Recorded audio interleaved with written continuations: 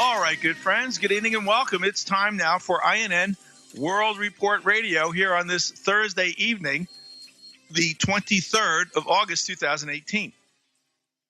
Thank you for tuning in. My name's Tom Kiely. I bring INN World Report Radio to you on Tuesday and Thursday nights here on the Great Logos Radio Network. And that's what we do from 6 until 8 p.m. in the Central Time Zone.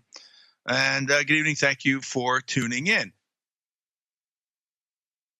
So we have a great guest lined up for you tonight, actually a relatively new guest.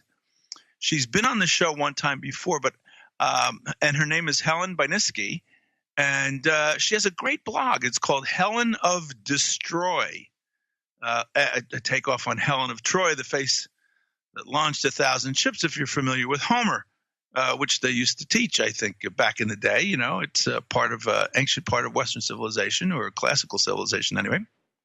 So a very, very interesting person with great observations that she puts out on her blog. And we had her scheduled to come on Tuesday night, and we were going to talk about the recent depersoning that's been going on for so many bloggers, not just left-wing, but right-wing ones as well.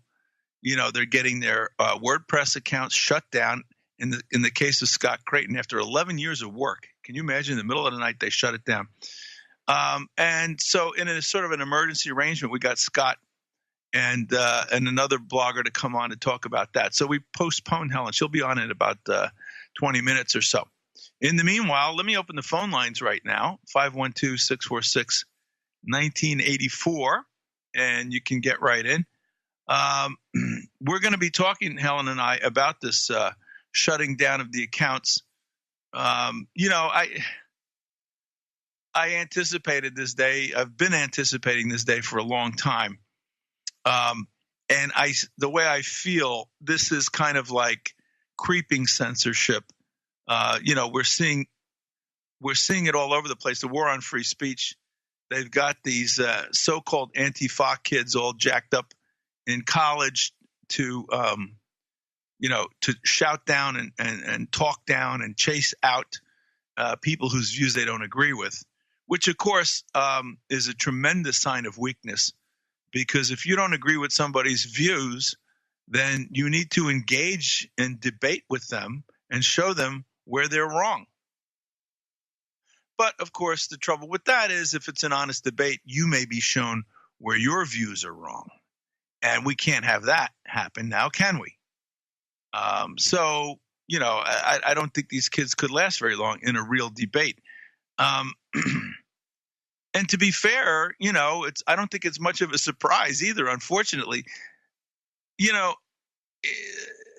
Look at this, right? You're a young person, you're in that age where you want to rebel, and maybe you should rebel. You're breaking out into the world. You don't want to have so many restrictions on you and so forth. And, if your friends and family and parents and schooling and it used to be community and church, but that's so rare these days, it seems, did a good job. You want to be a decent person. You want to be a caring person. You don't want to be a bigoted person and that sort of thing. So you care about other people, particularly oppressed people. So that's the starting point. But the unfortunate thing is that the generation of today, they don't seem to have the wherewithal to focus. What do I mean? Well, okay, so they're anti-fascist. They're against oppressing people. They're all over what they call social justice and civil rights. And that's nothing new. People have been all over social justice and civil rights in this country since day one in varying degrees. A lot of the hard work and heavy lifting, excuse me, I thought I had muted my mic. I accidentally hit the wrong button. A lot of the heavy lifting, however, has been done in the past. That's not to say there's not more to do. It's an ongoing thing. But if you listen to these kids, you would think that nothing's been done ever. Meanwhile, because they don't have a full picture or the capacity apparently to think of oppression in its widest aspect. They seem to be clueless about oppression that the deep state of this country puts onto people around the world. You know, what, 1 million dead Iraqis on the weapons of mass destruction line? I'd say that's pretty oppressive. The destruction of their country, to break it down into chaos, what it was a very orderly society compared to what they've got now. What about that oppression? All right, Barack Obama. Oh man, he was going to shut down Guantanamo Bay in his first year. Remember that? That was one of the things that got my vote. No, Guantanamo Bay is still wide open. How many wars did Barack Obama start? Well, he went back into Afghanistan with his surge, right? Went into had the United States government topple the elected government in the Ukraine, kicking off a civil war there, where there's been a lot of people killed in the Donbass region in the eastern part of the Ukraine up against Russia. Syria, 450,000 people dead or misplaced now, at least, totally destroying so many vast parts of that country. Libya, destroying Libya. Okay, well, where are these Antifa kids on that? Crickets. Are they so dimly aware of this stuff that it doesn't even get into their consciousness and they don't connect that this is oppression? No. They don't really understand the dynamic because it was their hero Barack Obama who did it. So because we like the person doing it, it's not oppression, or it's not the kind of oppression that we got to complain about. Hillary Clinton driving the destruction of the elected government of the Ukraine. Hillary Clinton driving the destruction of the most advanced country in Africa, socially anyway, Libya, where the oil revenue was shared with all the people from its leader, Muammar Gaddafi. Well, our side did that. Our hero and heroine did that. So we're not going to count that. That's garbage, friends. That's BS. If I could say it on the air, I'd say it. That's nothing. That is phony balonies. Okay? What do I mean? When I was their age, guess what? I didn't like war either and oppression. And let me tell you something. The civil rights movement was grappling on a daily basis with deep issues, much more than it is today. All right? And Lyndon Johnson came to power when they killed John Kennedy, and he had the Great Society program and civil rights legislation, and he wanted to help minorities and oppress people too. And we were all for that. And we thought it was great. Okay? But Lyndon Johnson started oppressing the people of Vietnam in a major way, in a big way, and escalated that war up to 500,000 GIs almost overnight after they killed Kennedy. Did we, the young people of that day, turn our back on that oppression of the Vietnamese people? Did we say, oh, we can't protest this because it's Lyndon Johnson doing it? He's one of our guys. He's a champion of civil rights. And he's a champion of the poor, and he's got the Great Society and welfare and all of this kind of stuff going on. Did we say we can't come? No, we shut him down. We shut Lyndon Johnson down, hounded him from office. He didn't run for a second term. Now, that's when you've got convictions where if you're going to fight oppression, you fight oppression. You don't just like cherry pick and say, okay, I'm going to fight this oppression and I'm going to fight that oppression. No. And why? Why are these kids so deluded these days? Well, I got to tell you, friends, there has never been, check me if I'm wrong, tell me what's untrue about what I'm about to say. Can anybody tell me another generation of human beings that has been so bombarded practically since birth with lies and deception and marketing and scripting and narratives and false narratives and entertainment and what can I say, inanity? Okay. Has there ever been a generation of humans that have had as much sophisticated brainwashing aimed at them than this group of people. What's marketing? Marketing is a bunch of words to make you go and do something that the person paying for the marketing wants you to do. Doesn't have to be good for you, has to be good for them. Maybe it's going to be good for you and them. Maybe it's just going to be good for them. But I guarantee you it's not going to be good just for you and not them. All right? That's what marketing is. That's what it's all about. And they give you false promises. If you get this thing, you're going to be fulfilled, satisfied, your life's going to be complete. But that's not true, because if that's the case, then you're never going to need to go buy anything again, would you? It's just make the sale, spend the money. Who cares if it breaks the next day? We got the money out of you, blah, blah, blah. So they're going to tell you lies. They're going to sweet talk you. Well, the politicians have been doing that too. And it's to the point now where these poor kids are so screwed up that they believe the sweet talk and they don't look at the action. Remember that old expression, do as I say, not as I do? Hillary Clinton, Barack Obama, George Bush, yada, yada, yada, yada, yada, yada. Oh, yeah, we're going to do great things. We're going to do. Meanwhile, the country is going further and further and further and further down the toilet. More and more and more wars overseas. And then comes this guy, Donald Trump. Well, he don't talk the talk. These kids are totally lost. Wait a minute. He's not sounding like he's supposed to sound. In fact, the way we've been raised, he has to be a Nazi because only Nazis say the kind of things he says. Oh, so we're all against him. Meanwhile, the guy may be ending the Korean War that's been going on since over 60 years. Well, how come all the other presidents didn't try to do that? Meanwhile, he's turning the economy around. Hillary Clinton, yada, yada, yada. Barack Obama, yada, yada, yada. George Bush, yada, yada, yada. Meanwhile, this guy goes in there and does it. But no, that doesn't make a difference what he does. It's what he says. That's what's going on. Crazy, crazy, crazy. So anyhow, we're going to take a break here. We'll be back for another segment. Give me a call, 512-646-1984. And then Helen of desTroy.com. Helen Biniski will be with us. We'll be back in just a minute. All right, good friends, welcome back. Tom Kiely here, INN World Report Radio, every Tuesday and Thursday night here on the Great Logos Radio Network. Helen Biniski will be joining us in about 15 minutes or so.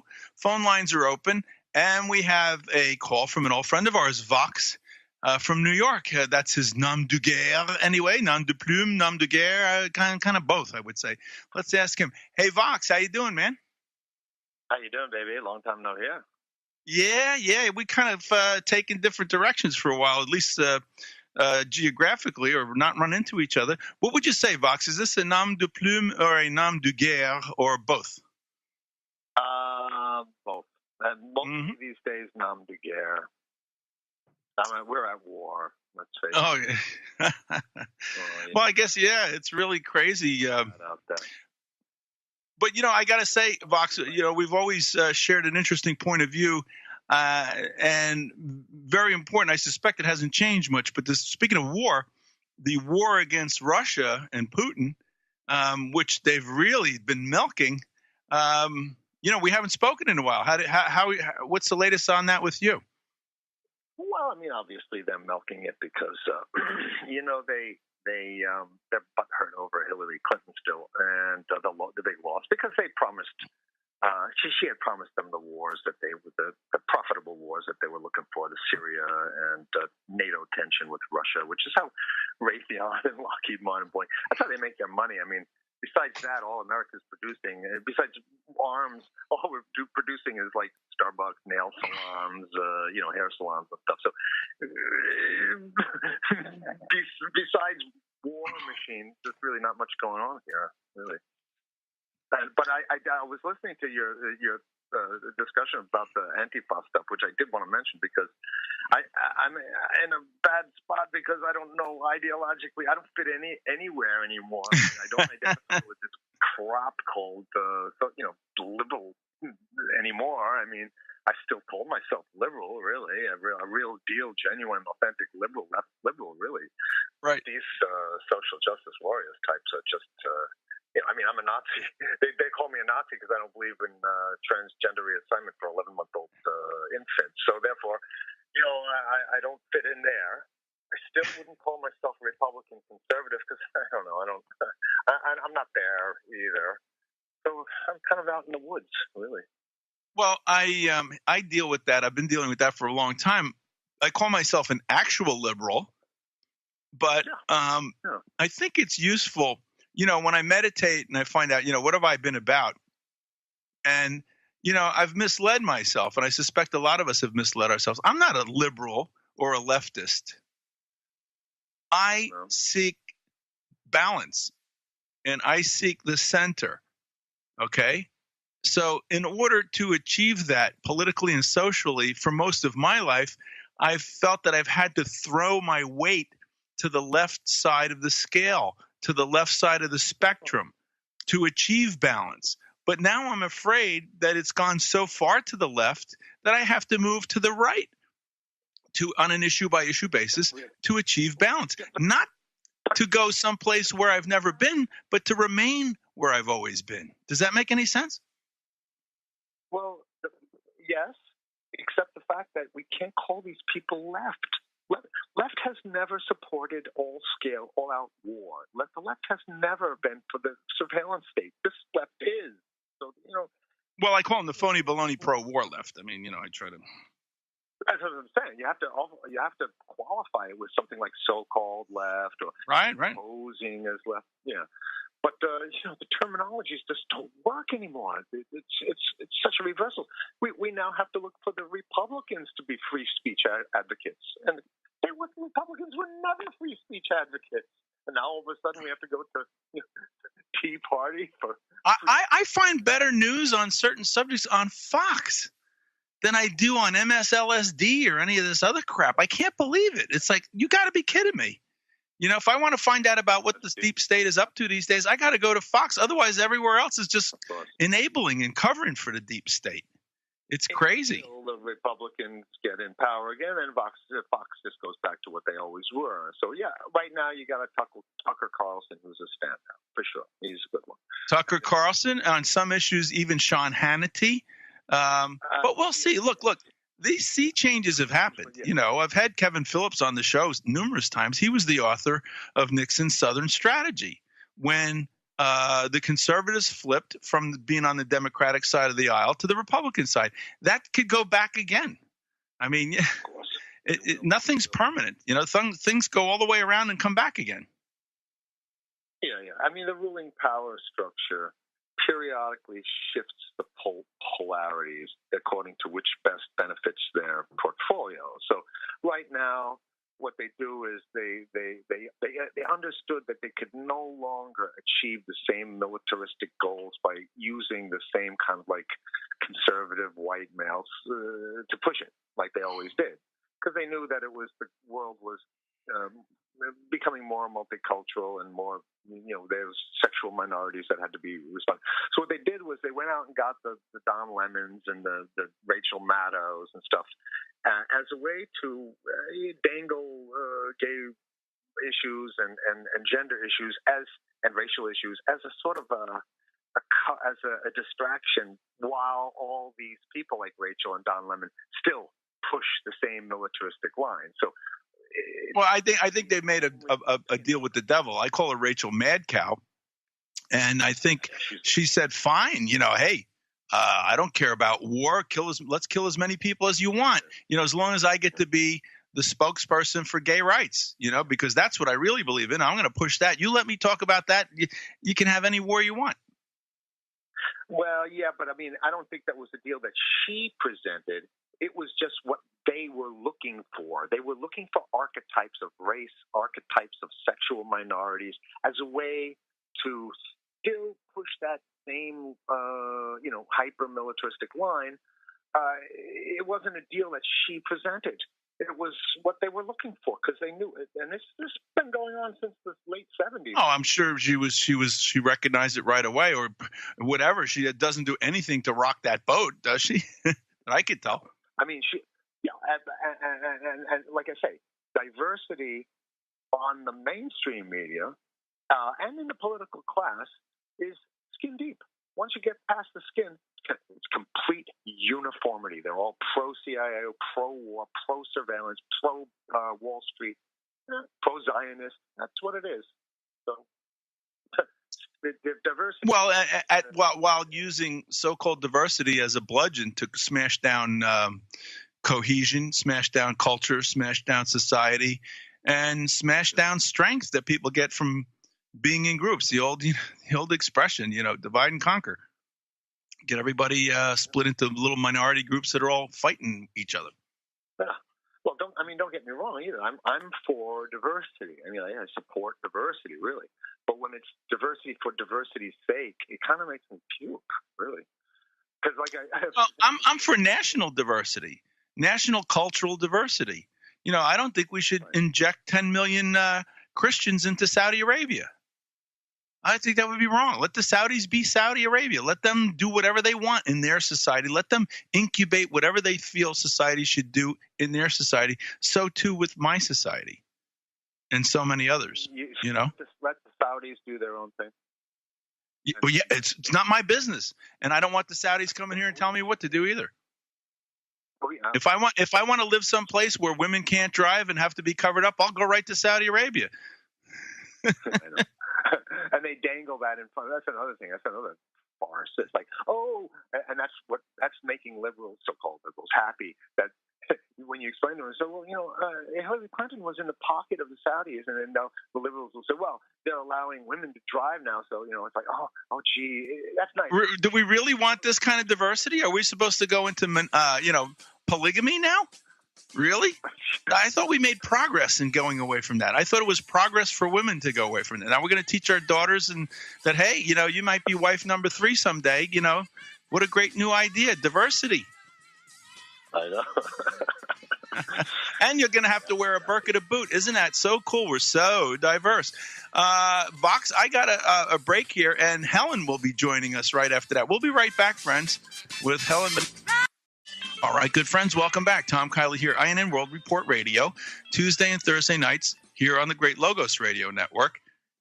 And we're back tonight with our good friend Helen desTroy, who has a really nice blog called Helen of desTroy. I think anyway, first of all, Helen, welcome back to INN. Great to be here. And what a cool name for your blog. And I like actually the logo, the font, and that sort of thing. I'm blessed. My father would read us Homer when I was a kid, before I even went to school. It was an action story for us. So I knew all about Helen of Troy. How do you come up with this cool name for your blog, Helen of desTroy?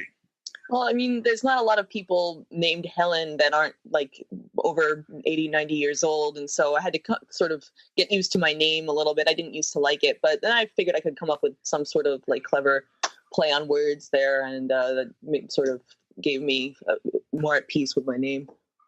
Well, it's extremely clever for sure.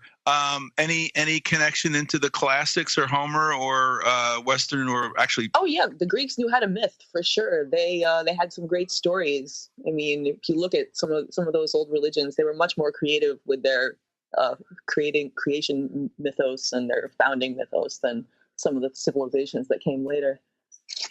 And of course, the bards like Homer were, like a whole Hollywood production team all wrapped into one voice, that's what they would do, right? They'd be invited to some king's court, and after dinner, everybody'd sit down, and they were the movie screen. They told the stories, and they had to orate and captivate everybody. Apparently they did. Hello? Is Helen still there, or did we lose her? I think we might have dropped the line. Deb, you may want to try to reconnect. No. Oh. Sorry. This is really annoying. Oh, sorry. Okay. Can you hear me? Calm down. Yes, we can hear you. All right. Yeah, so, my speakers are having a convulsion. Okay. Are you using speakers or headphones? I'm on headphones, but I think they fell out. Because it sounds like there's a little bit of a feedback going on. But anyway.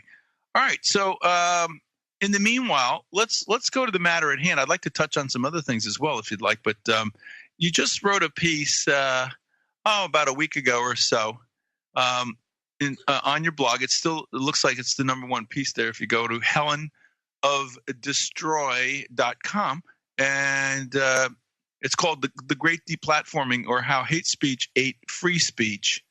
Had you written this piece already when all these people got kicked off of WordPress, or was it just incredible timing? That was just a coincidence. I had written it. I had started writing it around the time that Alex Jones was getting kicked off everything. I think in between when he was kicked off most of the platforms, and then when he was kicked off Twitter, about when I had just finished writing it. So the WordPress thing came a couple days after I originally posted it. So so it really, it's very timely, and it's of a piece, isn't it? It's a war on several fronts on free speech. It's not just deplatforming people and closing down their Twitter accounts and this and that. It's also these so-called Antifa social justice warrior kids shouting people down on college campuses, not allowing them to speak, threatening violence and so forth. Very much so. I'd say that they're the real life version of what's going on online. It's just two halves of the same situation. And I would say it's coordinated. I'm not naive enough to think that they just happen to be happening. What part of that do you want to talk about first? Well, just I guess what I see happening with the online part of the censorship, at least, is that they'll take down a few of these big names, a few of the big names on the left, a few of the big names on the right. I mean, what I wrote in my article with Alex Jones on the right, and then, of course, they went after Abby Martin and Telliser on the left was the first one they took down, at least. And then they'll take down these big names for maximum impact. And then people will sort of start to maybe watch what they say a little bit. And then they'll take down a couple days later, which looks like what is happening with these WordPress people, take down a few medium-sized names. So people realize that, hey, well, maybe I don't have such a huge following, but I'm still not safe because look what they're doing to Scott Creighton and look what they're doing to some of the other people. And so what the end goal is self-censorship. They don't want to have to do this for every single account. They want people to stop speaking out like this, and they want people to behave, basically, sit down and shut up. So that's the end goal that I see, at least with the online censorship part as it currently stands. There's a lot of other nefarious stuff going on under the surface, especially at Facebook and some of these other social networks. I'll get into that later. But I think right now the immediate thing is they want us to internalize the big stick that is wielded by the big tech. Well, I'm an IT guy, and I go way back with this. I've been working in IT and programming and stuff since the early 1980s. And, there's no such thing as a free lunch. I think that there's an important distinction for people to be aware of, and that is most of this online deplatforming, sort of thing is going on via major corporations. Okay, such as Google's, with YouTube and so forth, Twitter, Facebook, and WordPress. Okay, yeah. So that right there, the corptocracy, as John Perkins likes to call it, it sort of has an arm's length effect. You can't just look right and say it's the government. But these are the rights of corporations to do that. It's all in the fine print. So the first thing I would advise anybody is to do, I don't know, maybe what you did. I don't know. Are you being hosted by a WordPress or a corporation, or are you just being hosted by some hosting company? I'm just being hosted by a hosting company. I mean, I use Joomla software to run the website, but I'm fortunately not hosted by WordPress. I don't use a WordPress background.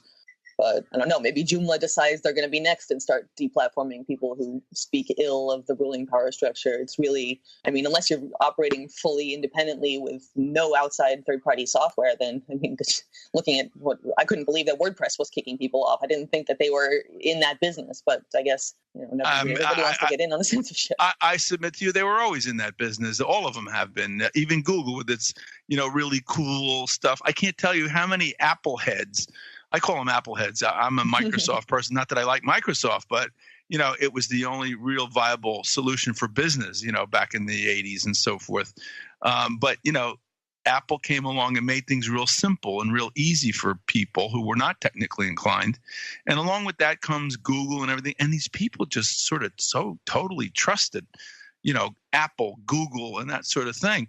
And I'm like, guys, these are major corporations. You think it's simple. It's simple because they've got you by the, short hairs.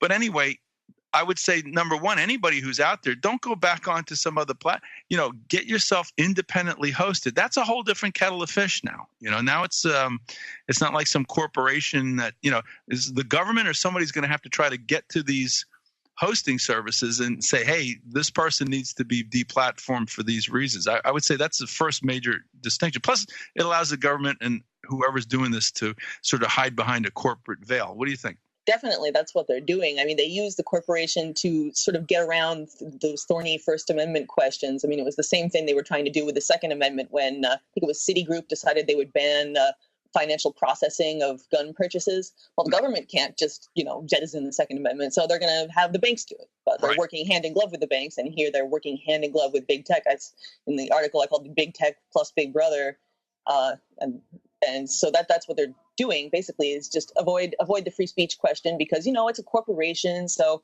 it might be a monopoly, but we're not going to treat it like a monopoly because technically it isn't, because you could always go on like one of these other tiny little social media alternative sites, and even that Gab almost had its hosting yanked because someone, a congressional candidate, posted like 2 anti-Semitic comments out of millions and millions of comments on the website. 2 comments is going to get the entire site taken offline if those comments don't get taken down. So I mean, which is a whole another feature of this censorship. You can't talk to anybody who said something against, anti-Semitic, for instance, as you point out. 10 years ago, that person said something anti-Semitic. You can't even talk to them about anything. Even if there's rumors that they said something anti-Semitic. Hold on one second. We'll be right back with Helen right after this.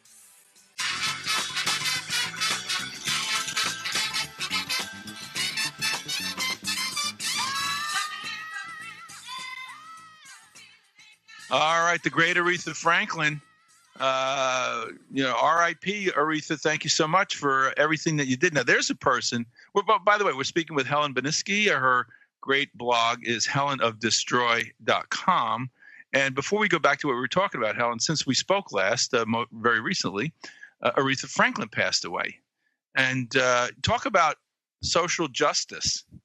That's somebody who came up through the ranks when America was really making some serious progress in the social justice sphere. But if you listen to these kids today, it sounds like there was never any progress made, like slavery ended 2 days ago. Well, that's the thing, is that as the inequality becomes less, people feel the need to make a bigger deal out of it. And it seems counterintuitive, but when inequality was so massive that there was just no way that anyone could make any progress, then nobody felt empowered to do something about it or empowered to even talk about it because they thought they would just be, crushed like a bug. But now that there basically isn't much to speak of, I mean, at least in certain parts of this country. I would say there's not in comparison to the way it was when I was a kid in the 50s and the 60s. There's plenty of economic inequality, but that cuts across racial lines. You know what I'm saying? And I would submit that most of the I would say that for most people who aren't in the 10%, upper 10%, it's economic injustice that's the main culprit. Yeah, there's maybe still some racial stuff around or something, but it doesn't compare to the economic stuff, I don't think. But they got to make it into a big deal. Aretha Franklin, she was there. She was she there's a lot of people who fought in the trenches and sang in the trenches and could tell you how much different it was. I mean,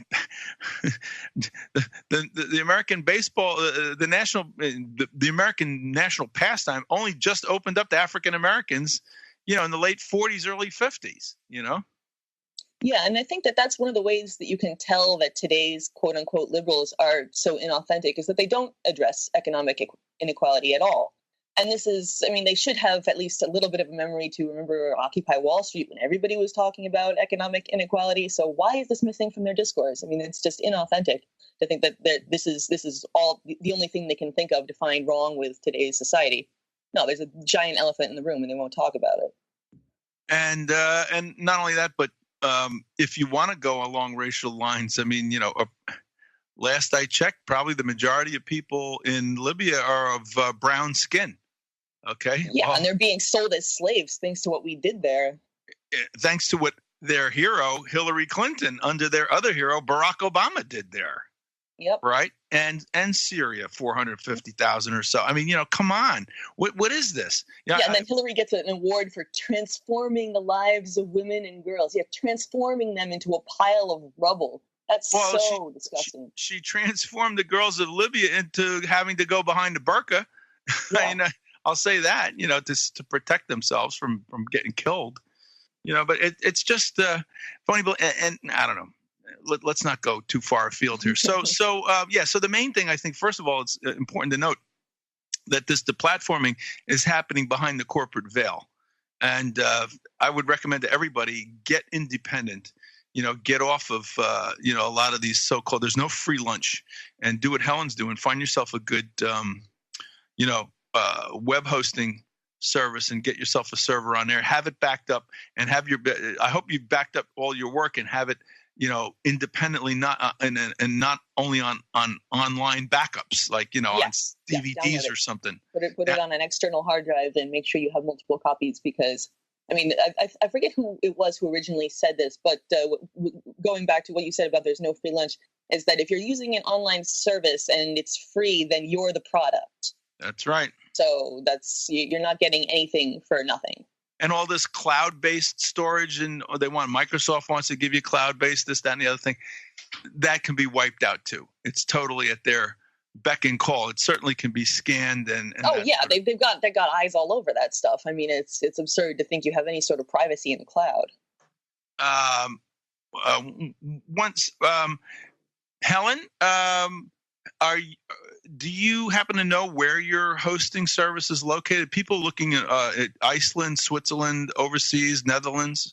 Is that an issue for you? Question. I don't actually know, and I should. So, that's important, because I know that I use Proton Mail for my email, and they're located in Switzerland because they're not subject so much to U.S. laws. But yeah, I think it's important to find out where your hosting service is, because otherwise, you never know. You're going to get that email saying, we found an objection with something you wrote 10 years ago under another username on somebody else's site, but because you did it, well, we're just going to get rid of it. Too much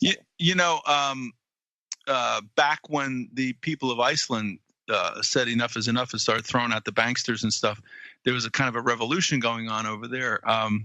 Webster Tarpley and Julian Assange kind of went there at the same time.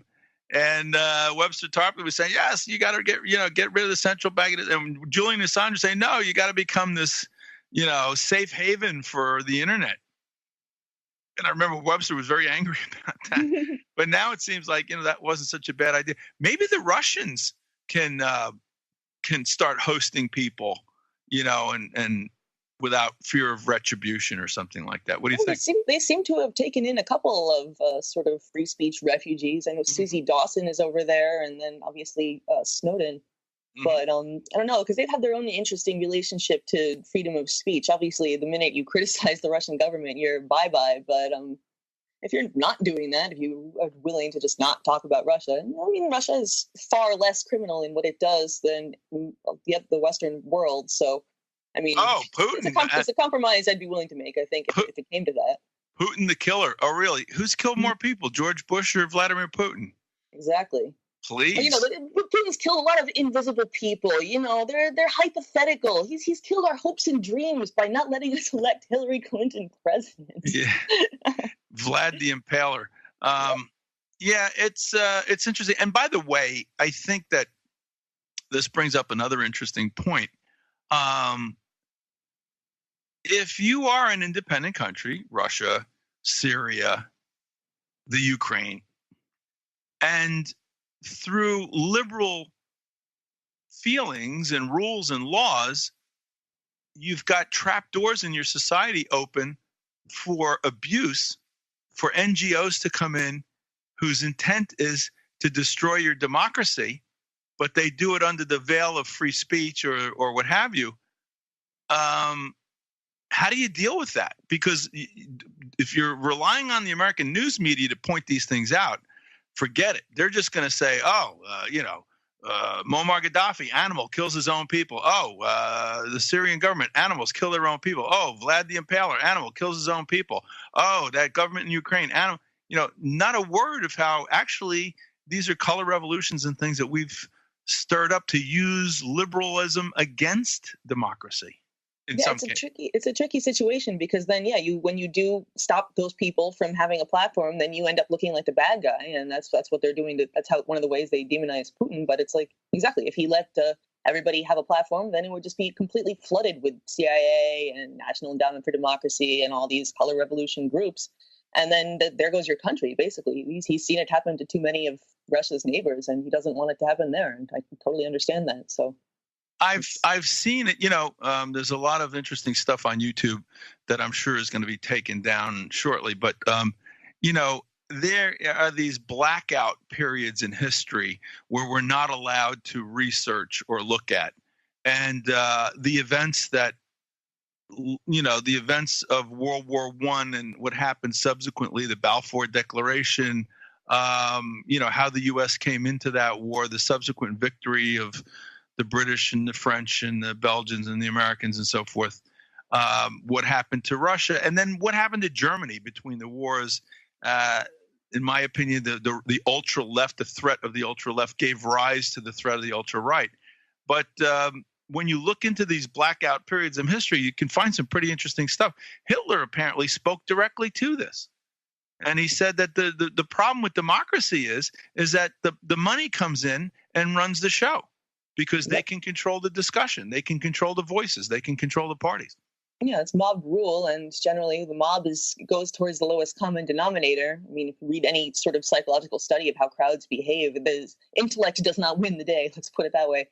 They take on, even if it's not a religious crowd, they give the political ethos that they are involved with all the trappings of religion. So they just become fanatical, and you can't appeal to the intellect. So it becomes a race to the bottom. Well, I think that mobs are very useful to the small handful of people at the top that are anything but a mob.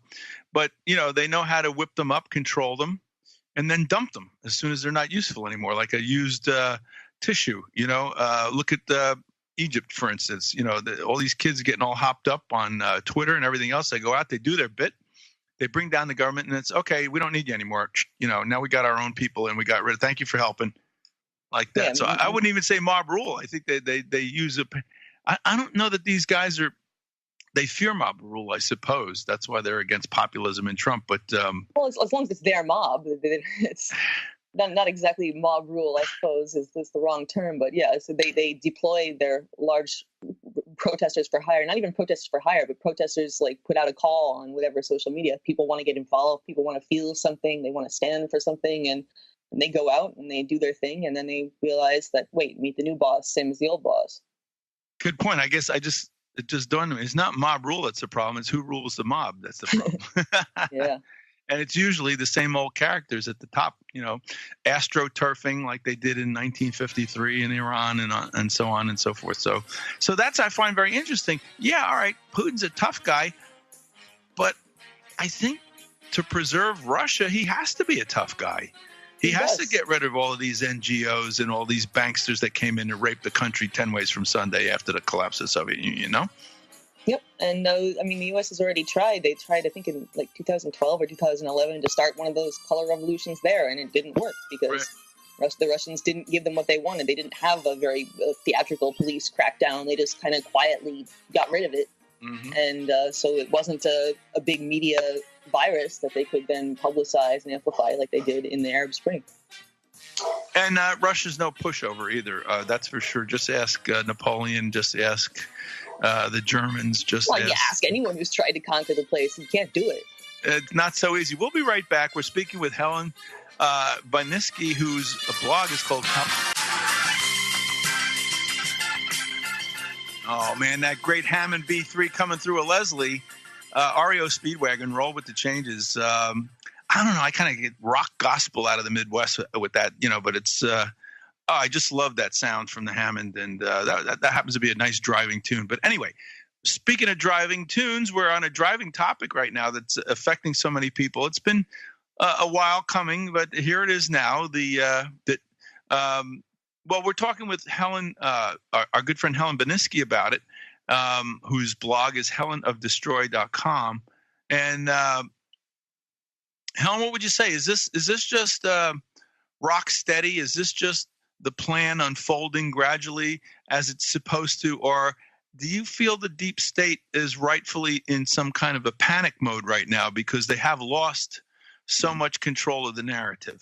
I think they're picking up the pace a little bit, and there might be an element of panic in there, but this is definitely the plan, just the plan in an accelerated form. I mean, ever since Facebook partnered with the Atlantic Council, which is backed by NATO and all manner of like repressive dictatorships, including our friends in Ukraine, it's been just a steady, like, now you can't see any news posts on your news feed, and now your friends who post political stuff are getting removed from your news feed, and now Facebook has got this trust rating where users, you can't see your own trust rating, so it's proprietary, but they'll decide based on, you know, how much quote-unquote fake news you post, whether or not you're going to be seen on your friends' news feeds. So anybody who uses it to get their name out there or to get their articles out there is going to suffer that much more.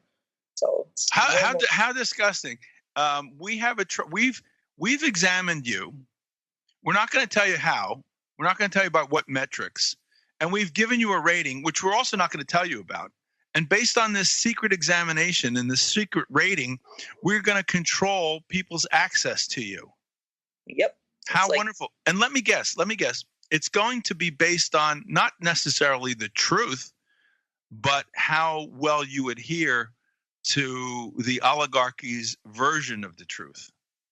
Yeah, it's based on how well you can obey the rules. I mean, they're even trying to say that they don't want any sort of alternative media on Facebook. They just want to be the ones to select which news sites can be shared. They want to sort of block the sharing of these other sites, whether algorithmically or whether by just making it so these don't appear on news feeds. And that they spent all this money producing their like CNN news program and ended up like $10-30 million or something, and then they end up with a maximum of 4,000 viewers. I'm sorry, you really you screwed the pooch on that one. But they don't realize nobody wants to watch this stuff. That's why people go to alternative media. Well, that's why I got into it. I started 17 years ago because of the mostly omissions of the corporate media, but as opposed to the outright lying and propaganda. However, not long after we got on the air, they put out one of their biggest fake news stories of all time, the weapons of mass destruction of Iraq. You know, when they talk about fake news, which was, by the way, just a brilliantly played backfire in their face that they put out there to tar and feather the alternative media when Trump was in the ascendancy. And Trump takes it and turns it back around and throws it on them. And now they're the fake media. I mean, in your world, when people say fake news, do you feel they're talking about the mainstream media or the alternative media?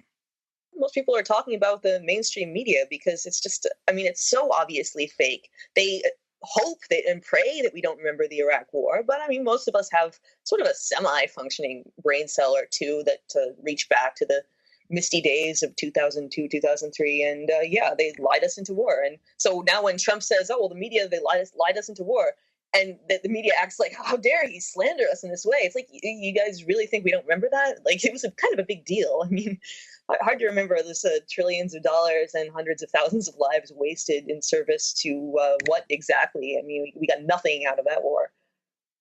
Yeah, I mean, and a million or so Iraqis, innocent people died. You know, where's the social justice warriors on that one? The last I checked, most of all of them were Islamic brown-skinned people. Well, see, their limits are sort of the outside borders of North America. Halfway around the world, well, you know, they're not so sure those people really exist. I mean, who knows? I've never seen a Libyan or an Iraqi. Maybe, you know, I'll confine my interest to what's going on my college campus. I think there's a white guy oppressing some brown people over there, too. Dude. They have such a short-sighted, like, it's embarrassing. I'm embarrassed for them. Dude, is Libya like in Africa, man? I don't know. Africa is a state of mind. Dude, Is Libya like in Africa, man? It's all in Maybe. your head. It's all in your head. Maybe. It's really stunning to watch. And unfortunately, this is the way it works. You implant the seed in somebody. Yes, we want to be decent to each other. Yes, we want to be fair to each other. No, we don't want bullying. And then all of a sudden, that becomes the rule of the day. That for fear that somebody might get bullied, we can't talk about vast subjects and topics. Well, they take offense on others' behalf. They don't even pretend to be personally offended by these words, the increasingly large quantity of words that are now off limits from the English language. They just say, oh, well, X group is going to be offended by that. Well, why are you speaking for X group? Isn't that offensive that you're presuming to speak for whatever oppressed minority you are presuming to speak for? Why not let them say they're offended if they're offended? The whole thing is backwards and doesn't make any sense if you even apply the remotest degree of logic to it. But logic, of course, is, bigoted, and we can't have that. And since when did taking offense become a life and death issue? I take offense at things, and it's my business. I take offense at it. I don't try to, go after the person who makes me feel like something is offensive. They have a right to do whatever they want. And other people may not take it as offensive, but that's the way it is. Now all of a sudden we have to protect people from being offended or having their feelings hurt. And that's just it. That's why the concept of hate speech is so ludicrous, because Hello, Helen, are you there? Sounds like we got a dropout. Helen, are you there? Can you hear me? One thing, are using it. I'm sorry, if you could repeat yourself, because you dropped out for about 10 seconds of that. Oh, yeah, no, that's why just the concept of hate speech is so ludicrous, because there's no agreed upon meaning, and so these sites are free to interpret it as they will, and they can basically call anything hate speech that doesn't agree with the prevailing narrative, and that's the easiest way to deplatform people. You don't even have to go to the meat of what they're saying. You don't have to address it at all. In fact, it allows you to prevent others from seeing it, because they don't want to interact with bigoted content. They don't want to interact with hate speech. So you just say, oh, well, that guy's a bigot. And then they don't go to his website. They don't want to see that. I'm fortunate. I'm extremely fortunate to have had loving parents and grandparents. Although I must say, I never met my mother's parents. They passed away before I was born. But my father's parents were, with me in the case of my grandfather, well into my teens. And in the case of my grandmother, into my 30s. And my grandmother, was not an educated woman, scholastically or anything, but she was filled with the wisdom of the grandmothers. And she just had so many things that she inoculated me with as I grew up. And one of them, so simple: sticks and stones can break my bones, but names will never harm me. Yep. That's been turned on its head. Yeah, I was just saying that to someone the other day, actually, that whatever happened to the whole sticks and stones thing, because now it's like names are way, way worse, because, we're civilized people. We don't throw sticks and stones at anybody anymore. We don't even punch each other in the face when we get angry. We just gossip on social media. But apparently that's the fate worse than death. I mean, you can't be using these harmful words, and like just the sort of creep of the word harm. Like, what does that even mean anymore? These things might be harmful to whatever group we've decided to hold up as our oppressed minority of the day. Well, how simply do words harm these people? Like, they're words. They're really... Well, I think worse than that, how is it that we've crafted a generation of people who can be so harmed by mere words? Exactly. When did that happen? Whose idea was that? How were they taught that words mean everything and actions mean nothing? Words mean everything now. Donald Trump's words are really bad, but he hasn't killed any people as compared to Hillary Clinton, Barack Obama, and George W. Bush. Hillary Clinton's words, Barack Obama's words are smooth and silky and beautiful, and they've killed millions. Yep, and that's just the thing, is that it makes it easier for politicians to lie, because obviously if you're just judging them by what they say in the run-up to the election, then they don't have to actually follow through on any of their promises, because you've bought in hook, line, and sinker, and that's why Obama got reelected after breaking all his promises the first term. And that's why people voted for Hillary, because people believed her words and didn't look at her record of just complete carnage and brutality. And yep, Trump hasn't gotten us into any new wars yet. Knock on wood. Yeah, and conversely, if words can incapacitate people and make them feel really hurt, and ergo we have to kill free speech. Conversely, some words can put people into a euphoria, apparently. Okay, and that's all that matters. You just talk to me and make me euphoric with your words. I don't care if you murder a whole country. I don't care if 70 people were shot in Chicago 2 weekends ago. 12 of them died. I don't care about that. Tell me something that makes me feel good, like I'm a social justice warrior or something. Forget about actions. It's all about words now. And do not tell me words that will make me apoplectic and have to go find some kind of a safe room with pudding and stuffed animals. Oh, you mean those words that will make you think? Thinking is it's off limits. Can't do that. You think you might come to a conclusion, and then the conclusion might go against what your dearly held beliefs are that you picked up yesterday. It's a really no disgusting. thinking zone. Thinking is verboten. Yep. But this is crazy. Words. I'm sorry. And now it's not just words either. People are in conflict with their physical body. All right. Yep. And that's a horrible pain. I feel sorry for anybody who's in conflict with your body, but the resolution to that conflict is to be comfortable with your body, not to get the whole world to lie, and tell you that your body is something other than it is. Yeah, and I think a lot of that is like a somaticized mental discomfort as well. Like there's maybe some degree of cognitive dissonance going on there regarding what they believe and what they see going on in the world, but they don't really know how to address it. They don't have the words to address it. They were never taught these words. And so they sort of feel it in their physical form. They feel uncomfortable, and they see how others have dealt with this discomfort. And unfortunately, they follow their example to some very sad ends in many cases.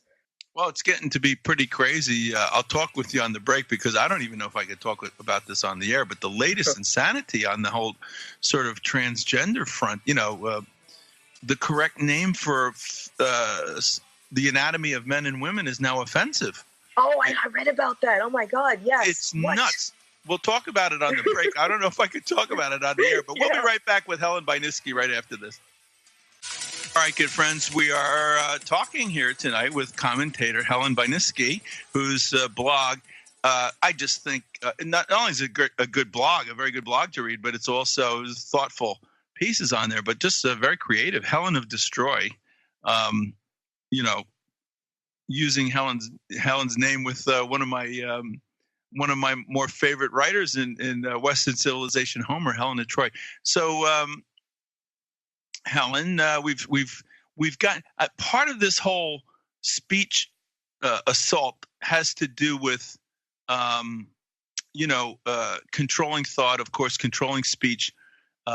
People are going to shut up if they know that they're going to be shut down on Facebook and they don't have any alternative. But it's also invading. We were talking about this before the break. We used to have a commercial when I was a kid in the 60s where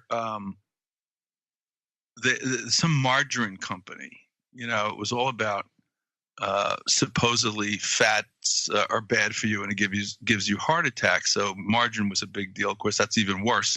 Now we know. And they had a woman in a paradise situation with butterflies and rabbits and flowers and rose petals falling down there. And she was in a Grecian goddess outfit and she was Mother Nature. So they handed her a piece of bread that actually had margarine on it. And they asked her, is it butter or is it margarine? And she says, oh, well, this is my creamy butter, And they said, no, it's not. It's margarine. And then she put a scowl on her face and the sky gets dark and there's a clap of thunder and a flash of lightning. And she says, it's not nice to fool Mother Nature. It feels like that's what we're trying to do. We're trying to treat reality, the fabric of nature, as if it's just as stupid and malleable as everything and everybody else, to me. See that? I just are you there, Helen? Because we can't describe hear. things. Yeah, yep. Sorry, I don't know why it keeps cutting out. No, I was saying it goes back to what you were saying before about words versus actions, and so we've become so convinced of the power of words that we feel like, oh, we don't even need to pretend to make the actual reality measure up to what we're saying. We just need to talk. It's all about the narrative, right? It's all about the words, and no, it's not. We're human beings. We have 5 senses. The words can only occupy so many of them. We need to have the reality match up, or else it just doesn't work. It's the emperor's new clothes. I mean, you scare everybody out of their words, okay, so that they can't speak the truth anymore.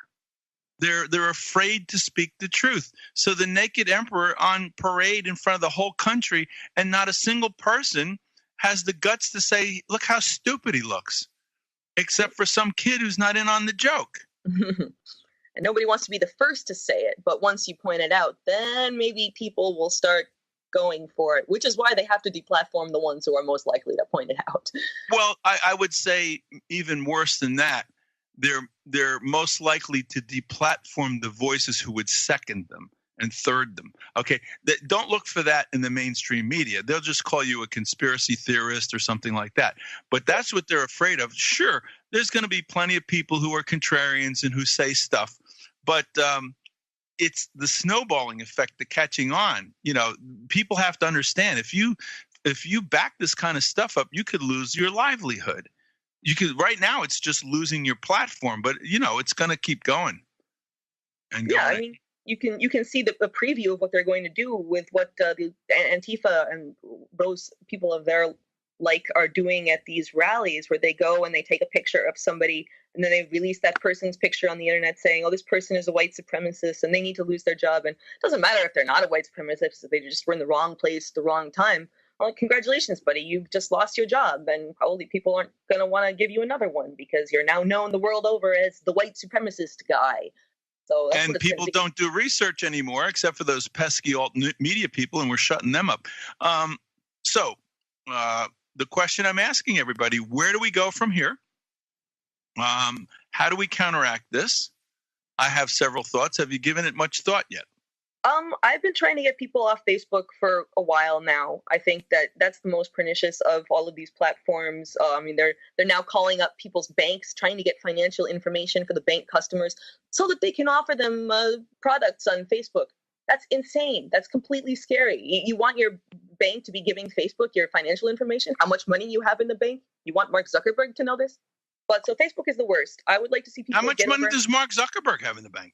Too much. Hey, Marky boy. Hey, you know, how much money does Bill Gates have in the bank? Yeah, you know, what's good for me is not good for thee, etc. But I think people need to get onto alternative platforms, and they need to be encrypted and they need to be decentralized, like blockchain style stuff. I mean, there's a couple of them out there that I've been trying to experiment with. I mean, Minds.com is okay. Steemit, a lot of people are going there. I haven't had so much luck with that platform personally, but it seems to be working for some people. Maybe I'll give it another chance. I mean, Gab almost got deplatformed by, unfortunately, they had the misfortune to host with Microsoft, which wasn't very smart of them, I don't think. But I think if we're going to continue with this whole social network paradigm, which I think does work for content creators, I mean, you need to meet people through shared interests, and social networks are a great way to do that. We need to get our content out there and then back it up on your own independent site, like you were saying before. But I think to get your stuff known, it's important to have these meeting places, these social networks where people with similar political views or similar interests can, swap articles and share stuff that they might find interesting. Well, I think it's at least a two-pronged approach or three-pronged approach. Interestingly, missing from everybody's solutions is to use our power as being citizens in a so-called democratic system to make our government live up to its constitutional responsibilities and keep speech open and free, and enact laws that say You can't just shut somebody down. They don't tell you why. Or if they do, you finally find out why. And it's about, in Scott Creighton's case, he has a website that was shut down that he hasn't updated since 2009. What? Yeah, he has a 9/11 truth site he had up that he hasn't updated until 2009. But guilt by association, because of him, they shut that down too. By the way, according to Scott, he did communicate with WordPress, and the lame excuse that they brought up was that he was publishing the picture of one of the children who was allegedly killed in Sandy Hook. Oh my God, that's reaching. That is really reaching. Well, get a load of this. Scott published the picture by getting it off of the BBC, okay, because it was an article about the school shooting in Pakistan where they used the picture of this American kid as one of the victims in Pakistan. So it was a news story, not about the kid, but about how can this be? How can this school in Pakistan have access to a picture of this kid who was killed supposedly in Sandy Hook? And why would they try to get the world to believe that this kid was killed there in Pakistan? That was the story. Wow, no wonder they didn't want that getting out. The victim recycling is always a kind of a dead giveaway. And the kid's father was complaining about it. And Scott took the picture down years ago, and this was their excuse. They seem to have, by the way, a very sensitive spot over Sandy Hook. That seems to be a common thread with a lot of the sites that have been taken down. Skepticism. They're equating it with the worst of the worst. Like this is worse than Holocaust denial. It used to be the pinnacle of like thought crime, and now it's the Sandy Hook denial. But that's the new bad thing. The children. Alex. Always all about the children. Always all about the children. Well, when we get back, so that's one thing. I think we got to strengthen the rule. We got to, you mentioned monopoly before. Boy, there's a lot to talk about that. We'll talk about that because we're almost out of time on this section. But also no tech and low tech. Okay. The Soviet Union was brought down in no small part because of Samizdat. Okay. Yeah. That's right. We got to go back to thinking about no tech. So boy, you want to really mess them up? Get them worried about mimeograph stuff that they can't track. We'll be right back with Helen. I don't know. Maybe I can have Deborah play it. Anyway, welcome back, good friends. Tom Kiely here, INN World Report Radio. We're speaking with Helen Baninsky, whose nom de plume is Helen of desTroy. You can go to her blog, helenofdesTroy.com. And, I must say, generally speaking, Helen, if I had to categorize you, I would say politically you're on the left. But Vox was talking about this with me before you came on. I would say that I call myself an actual leftist or a true leftist, but Yeah, classical leftist is the term that I've heard, and I think that applies because the actual values that were once associated with liberalism are the values that I hold. Yeah, well, I mean, I actually, the more I think about this, in truth, I must tell you that I've considered myself on the left all my life on most issues, okay? But now that I see the way the seesaw goes back and forth, it occurs to me that I am neither a leftist or a rightist. I am a balance. I'm a person seeking balance. So when I consider a particular issue out of balance, I lend my weight to the side of the scale that I feel needs it to bring things back into a balance, right? But that's been co-opted now. And now that side has had too much weight put on it, and it's out of balance now. I find myself moving to the right, back to the center. Well, I think that part of that is artificial. I don't think that these are genuine liberals or genuine leftists that are pushing this whole crazy, super psycho social justice agenda. I think that a lot of that has been either astroturfed or co-opted or just infiltrated and made to look much crazier than it is. I think that a lot of liberals are silently standing by, helplessly watching as their ideology is hijacked by these lunatics. And unfortunately, that is driving a lot of people towards the right just because they feel like they have to go somewhere. And I think that looking at it in terms of balance is a lot better, because then you're not sort of allying yourself with conservatives who you may not actually have anything in common with. It's just you're there for the sake of convenience. Okay. And I used to think that too. But I'm a philosopher. I can't make a lot of money. I can't make a living at it, so I do other things. But it doesn't keep me from philosophizing. So when I apply my philosophical techniques to this problem, I come up with a different take than what you just said, and I'd like to share it with you and see what you think. Okay. It's easier to look at it in the negative. Okay, let's talk about the right and the far right and the fascist right and the Nazi right. Okay, everybody knows what that is. Okay, nobody needs to talk about, be informed about it. Okay, but it's this insane ultra right version, supposedly, of conservative or right wing politics. There's plenty of people who are much closer to the center, but are still on the right side of the spectrum. Okay, who are decent, good people. All right, but when pushed to the far extreme, look what the ultra far right did. Okay? I submit to you that in the minds of most people, the ultra far left, which has done worse than the ultra far right, is invisible, doesn't exist because it's been airbrushed out of history. Okay? But what we're seeing now is that airbrushing being removed through action. Okay, not through historical knowledge. Okay, the ultra left put a bullet in the back of the head of the Russian Orthodox Church in 1917. The Bolsheviks.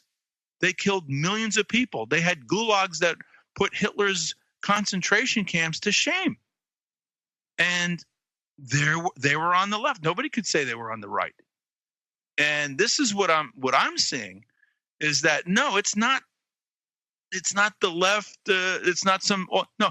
It is the further ends of the spectrum of the left now that none of us would ever want to go to, but plenty of people have been to, and plenty of people apparently, miss the good old days, and and this totalitarian war on free speech, I think that at least in the social justice sphere, and you can't tell me that they aren't thrilled with all this stuff going on Facebook and stuff. I don't see the social justice warriors out there complaining about that. I think it's the far left that we are now more threatened by. What do you think? I think so. I think you're right on that front, because I think that before it was just that the left didn't have as much power. Now that society, I think, is moving more towards the left, and so the left is getting excited and behaving just like anyone else in power.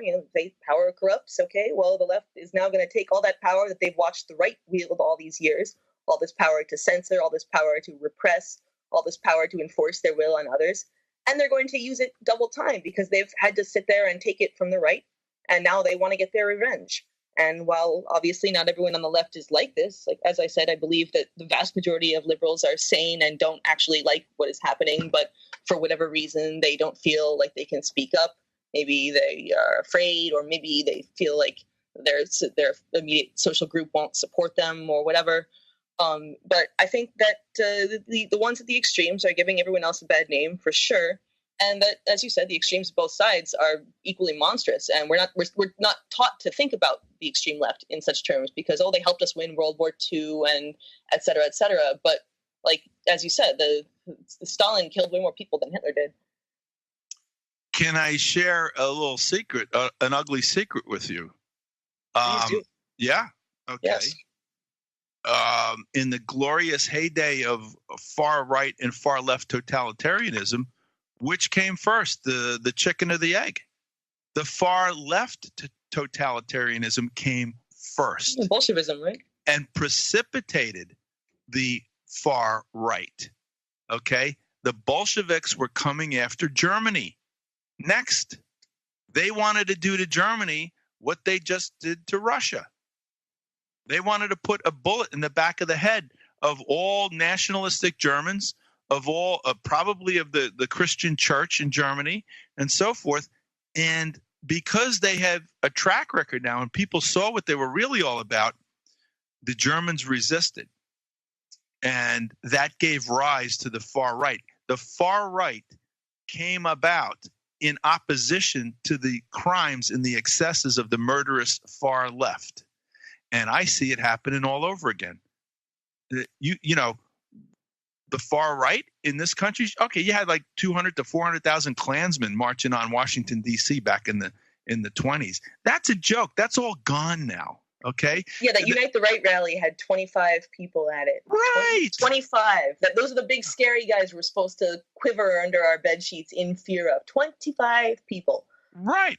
And however, you know, I will say that good old-fashioned conservative values now being contrasted with this crazy stuff, this transgender and all of that stuff, it's giving rise to that. It's coming up to combat that. Okay, that's what this is the way it goes. But it's not the alt-right coming out of nowhere. It's in response to the lunacy of the totalitarian proto-toto. That maybe that's what these kids ought to be call themselves instead of proto-fascist or proto-toto. They should call themselves. It's cute, and they won't understand what it means. So maybe you can get them to take it on as a cute little nickname. But I think, the weakness that I always found with conservatism as an ideology is that it's in support of the status quo. I mean, they want things to be the way they were, to be the way they are. And for the longest time, obviously, that wasn't inspiring because the way the things are is not going to be a great rallying cry for people with red blood in their veins, etc. But now that things are being pushed in this bizarre direction that makes people deeply uncomfortable on so many levels, then suddenly, like, just asking for things to be the way they were inspires people now. And I don't know whether that's a good thing or a bad thing. I don't think the status quo is necessarily what we should be striving for, but I also don't think we should be rushing headlong into psychosis like we're doing. So, I would like to see it evolve. But I don't think we throw the baby out with the bathwater either. You know, I was there for the 60s. Okay. The Frankfurt School's critical theory trashes everything, whether it's good or bad, whether it works, if it's structure, if people rely on it, if people get value out of it, structure, then it has to be broken down and destroyed to make people blithering idiots that will then be led to the Marxist utopia, okay? And that's what's been happening. So fine, we've experimented now. We've gone far enough with certain things, and we can say, you know what? I kind of like the good old days before GMO food. You know, I think that, just because it's modern, modernity itself isn't a good thing. All right, good friends, welcome back. One more segment to go here on tonight's show. Helen Beniski is our guest. You can find her writings at her blog, Helen of desTroy. And, I asked Helen to come on Tuesday night's show because of her recent article about deplatforming on social media and so forth. But we had sort of an emergency broadcast with Scott Creighton at American Everyman being kicked out of WordPress. So we'll have to have Scott back on shortly, see what he's doing to recover from that. But in any case, as you could probably tell, Helen has some very she grapples. Helen, you grapple with issues. And you write about it. You talk about it. Well, somebody's got to do it, and a lot of people seem to be too afraid. Boy, you're such a grappler. He said.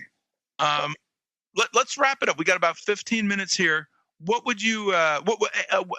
Before we do, what is your next musings going to be on? Do you feel, or are you already starting? I just did a video last night about the pathologization of human emotions. Basically, like they're trying to criminalize hate, make it so you can't hate things. Now, I don't agree with hating people just because they're part of whatever religious or ethnic group. Obviously, that's not what I mean by hate. I mean, hate is a strong motivating force that can make you create positive change in your life or in your society, because things are just so horrible and so untenable that you really hate them and you're motivated to do something about it. So they want to make it so you can't hate anything. You can't hate people who have wronged you or wronged your family or wronged your society. And they've medicalized sadness, anxiety. I mean, they read a statistic that over 1 million kids under the age of 6 in America are on psychiatric medications. Mm-hmm. And that terrifies me. That's just really, really disturbing because, I mean, there were a couple of kids when I was growing up that in every class that were on these drugs, but this is amphetamines. This is speed. Like, you're giving this to children who are under the age of 6. There's some under the age of 1. There's like 100,000 or something.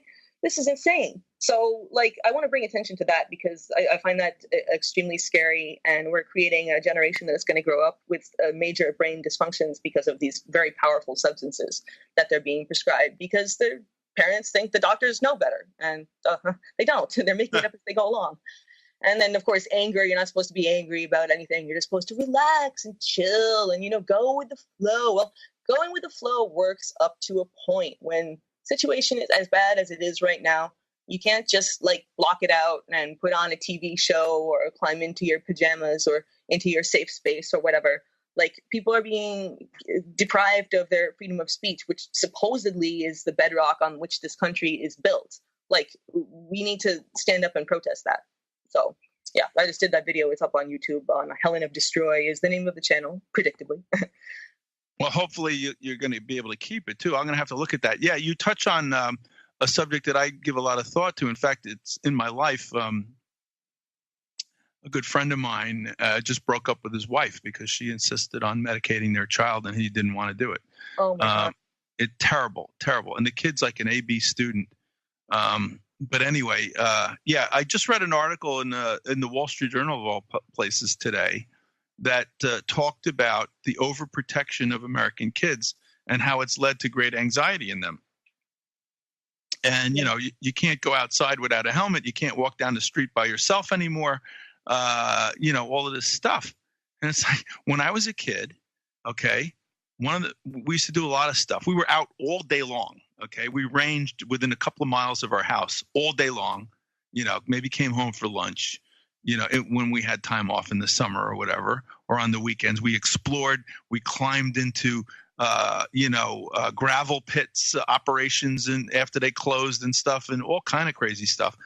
And sometimes our idea of a good time was having a rock fight and throwing rocks at each other. Oh no, can't do that now. Oh no, it'll lose an eye. And I remember being hit in the cheek with a rock, and it went, you sort of got numb and you went buzz, and we were laughing. I remember one of my friends lost a part of his tooth from one of these things, and we were laughing. We were having a good time. So anyway, it's producing anxiety in kids, all of these fears that they have. But the other thing is, you touched upon something as well. My wife and I lost a very good friend a couple of months ago. She took her own life. This woman was about 50-something years old. She was a very sharp attorney. She had a very difficult childhood, and she made the mistake of relying on psychotherapy to help her, and it totally failed her.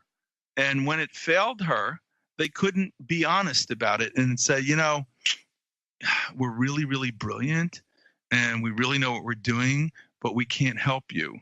So rather than do that, because the way to help people is to talk them through their issues, can't do that, then, well, we're going to fix it so you don't feel the pain anymore. Take these drugs. Oh, no. And Yep. she became a zombie. She couldn't function. She couldn't work anymore. And she felt like she wasn't going to be able to support herself. And she took her own life. In my opinion, and I urge you to think of this because you're a thinker, and I'd like to see what you have to say about it one of these days. But there is a war on spirituality, okay? All these oligarchs are gross materialists. They accumulate the gross material power in the world and everything, and that's all they want, and that's all they want you to want. And so there's a war on spirituality. So spirituality they're trying to destroy it. They actually they go at the churches. That's what they did in Russia in 1917. But the cure for a lot of these problems that we're having are spiritual ones, and they don't even believe in it. So they're totally lost. And so the only option they have left is to try to mask it over with drugs. Yeah, the reason that so many people are feeling depressed or anxious is because they don't have a meaning in their life. And whether you want to call it spirituality or I just call it meaning, it's something that you're working towards, some sort of direction, some sort of thing that you're following that you really feel like is more important than anything else, more important than buying the nice car or buying a nice set of clothes or getting the hot girl or whatever. Like you need to be working towards something that's bigger than yourself. And they are worried about that because obviously they can't control these non-material things. But people feel an emptiness in their life because they don't know they're supposed to find meaning. And so they're depressed or they're anxious. And this is how they deal with it. This is how they emotionally deal with it. And rather than solve the problem by telling a person that, maybe you need to try to work towards something that'll leave the planet a better place than you found it. I mean, that's a simple place to start, I think. I think everybody can probably agree with that. That's a good thing that everybody should try to do. But no, instead it's just, you have a chemical imbalance. Here, have some Prozac. It's inane. And the fact is that these drugs don't even work to make you less depressed. They just make you dull all emotions, and then maybe you feel the depression a little less, but you don't feel anything else either, like your friend. And I'm sorry to hear what happened to her, because these drugs are really terrible, and they've ruined a lot of people's lives, I think. And the whole idea is just to have a drug that you're going to now have to take the rest of your life, and so you keep coming back, and you become a walking paycheck for pharmaceutical companies. Great. And it quiets you, sits you down, shuts you up, and the ruling class is happy. So, yeah, everybody wins except for you. And it's the false belief, I was talking earlier, this poor generation of kids that call themselves Antifa. No other generation of children in the history of humanity has been so bombarded with propaganda, marketing, the selling of the gross material than these kids. Okay, so they're trying to get everybody to think, no, they don't want spirituality. They go after the churches because, the churches are, by the way, the right and the left goes after spirituality. The right goes after it by corrupting human institutions of churches. Okay, you got the Borgia popes and the pedophile priests and the pedophile rabbis and all the rest of it. The left goes after just by blowing churches up, and shooting people in the head who go to churches and stuff. So they're both against spirituality with good reason, because spirituality causes them to make less money and get less power. Okay, unbridled capitalism can find no purchase in a more spiritual society. That's why they have to try to package it up and sell it and try to make it a commodity, and destroy spirituality at the same time. Because wait a minute. No. I don't think it's all about how much can I take and who cares about everybody else. We're in this together. Well, that's a spiritual concept. Interdependence is a spiritual concept. So that's the enemy. Got to get rid of it. And I think we're suffering the consequences. Anything they can't control, they want to do away with. And so if they don't understand it, or if they do understand it and they're terrified of it, then it's got to go. And this is why you're constantly bombarded with advertisements for shiny things, and you think, oh, well, I'll find my fulfillment in the next great shiny thing. And because our society is so thoroughly steeped in this capitalistic imperative, then from a very young age, you're taught to comfort yourself with food or with a toy, or not with your thoughts, or with like reading a book or something, or thinking about ideas. It's just here, have a thing. Here's a pacifier, literally or figuratively, to shut you up and calm you down. So it's just a constant stream of buying things instead of thinking about concepts. Or well, I call it artificially created discontent. You have to try to get in somebody's head and create discontent if they haven't purchased the object that you're selling. And part of the way you do that is by trying to convince them that this void that they have in their lives will be satisfied with the acquisition of this thing. And of course, that's the biggest lie ever, because if that was true, then people wouldn't need to go out and buy anything else after that. You know what I'm saying? Exactly. And if they ever stop buying, well, then it's all over. But of course, that creates a cycle. It's like, oops, I just spent all my money on this thing. Oh, now I'm broke. Oh, now I'm sad. Oh, well, why am I sad? Oh, I need to go get a prescription for that. And oh, here's another shiny thing. I'm going to go buy that. Oh, no, I'm broke. Oh, no, I'm sad. And from there on, you're screwed. Sorry. Well, we're never broke and sad and bereft of thought on this program, and partially because we have great guests like Helen Beniski, who you've been listening to tonight. I hope you go to visit her blog, helenofdestroy.com, and take a look. Helen, do your readers of your blog interact with you? Do they communicate with you? I get some comments. I get some emails. Yeah. I post a lot. I publish a lot of my articles on global research as well, and so people kind of find my blog through there, and it's been good. I mean, I like that site a lot because you get a great diversity of opinions on countries all around the world. It's not as Western-centric as some sites, and yeah, there's smart people reading this stuff, so I'm lucky I got smart readers. Well, it's a real tribute to you and your work, because that's no chump site. The Michelle Chossudovsky site, globalresearch.ca. It's a great site. Well, thank you, Helen. Helen of desTroy.com. We'll be back. You are listening to the Logos Radio Network. LogosRadioNetwork.com.